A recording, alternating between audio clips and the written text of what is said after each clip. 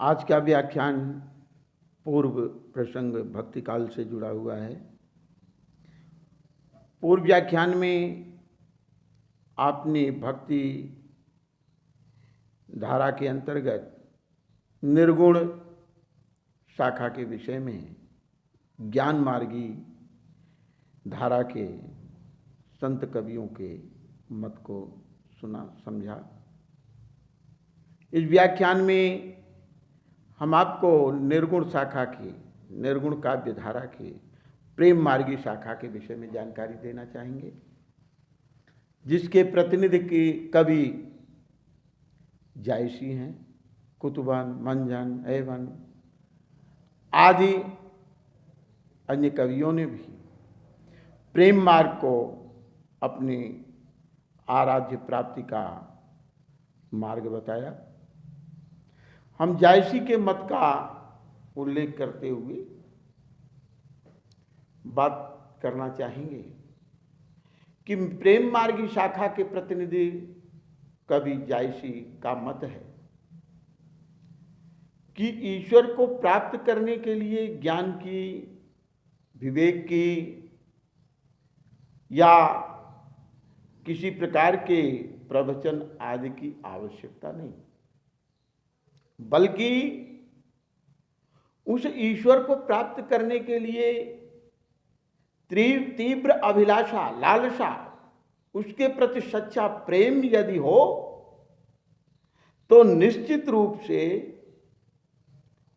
भक्त अपने आराध्य को, ईश्वर को प्राप्त कर सकता है, उस तक पहुंच सकता है।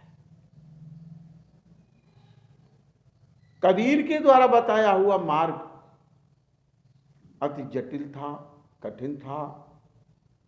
जो एक सामाजिक जीवन यापन करने वाला गृहस्थ आश्रम से जुड़ा हुआ व्यक्ति कबीर के बताए हुए भक्ति मार्ग पर चलकर ईश्वर प्राप्ति के मार्ग को अपनाए, ईश्वर को प्राप्त करना चाहे तो यह उसके लिए अति कठिन दुष्कर कार्य था। एक योगी, यति, सन्यासी, संत के लिए तो संभव है योग करना, साधना करना, संसार से विरक्त रहना, योग क्रियाओं को ईश्वर प्राप्ति का आधार बना लेना जन सामान्य के लिए संभव नहीं था।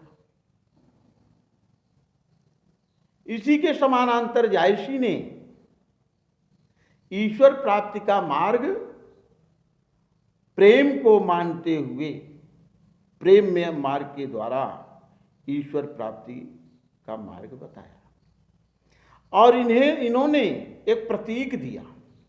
यद्यपि जायसी के अनुसार भी ईश्वर अजन्मान, निर्विकार, निराकार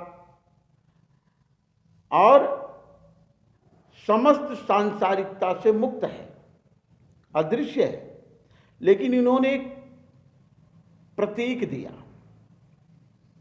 इनका सुप्रसिद्ध काव्य ग्रंथ पद्मावत का कुछ अंश आपके यहाँ पढ़ने के लिए निर्धारित है, जिसमें आप जायसी के मत को देखेंगे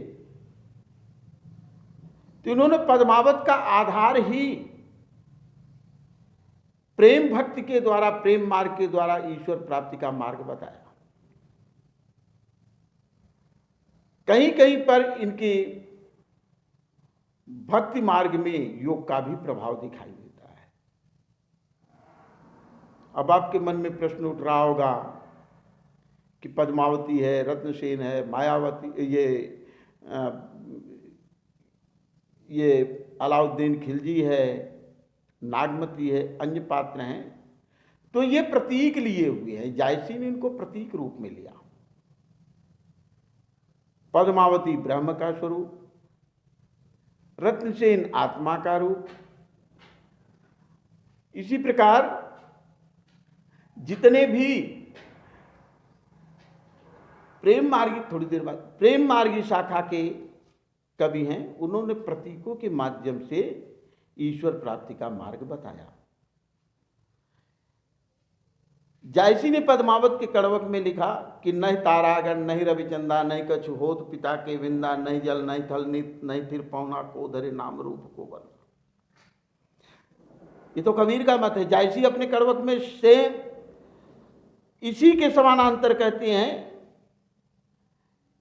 कि ये सिंगल बुध पद्मिनी चीन्हा राघव चेत ये सिंगल बुध पद्मिनी चीन्हा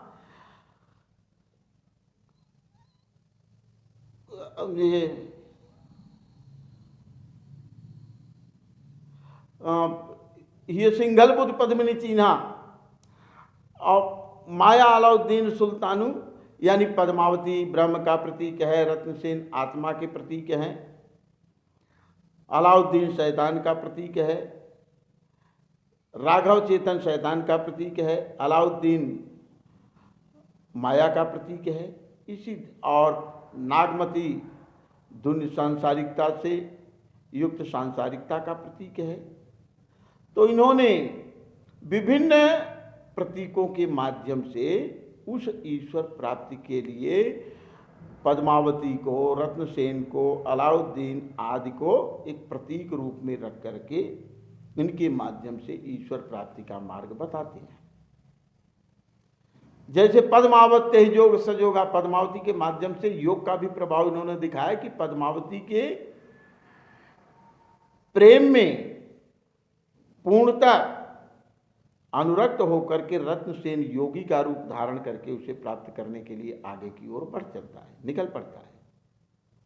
इन सब दृष्टियों से देखा जाए तो जायसी ने प्रेम मार्ग के द्वारा ईश्वर प्राप्ति का मार्ग बताया और प्रेम को ही ईश्वर प्राप्ति का सर्वश्रेष्ठ सर्वग्राह्य उपाय बताते हैं। आगे हम बात करते हैं सगुण भक्ति धारा पर। इसकी भी दो शाखाएं, राम भक्ति शाखा, कृष्ण भक्ति शाखा।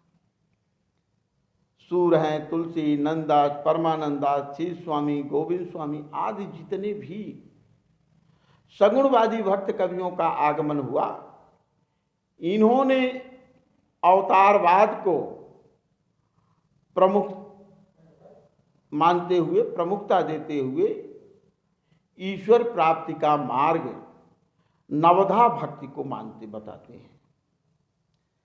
तुलसी राम के आराध्य और राम को अपना आराध्य मान करके उनकी भक्ति पर बल देती हैं। सूर्य कृष्ण के आराध्य हैं और कृष्ण को आराध्य मानकर उनके प्राप्ति के मार्ग बताती हैं। दोनों का मार्ग नवधा भक्ति की प्रमुखता और प्रधानता को लिए हुए, दोनों का मार्ग नवधा भक्ति पर आधारित है। तुलसी राम में समस्त गुणों का आरोप कर ब्रह्म रूप में स्वीकारते हैं, ईश्वर रूप में मानते हैं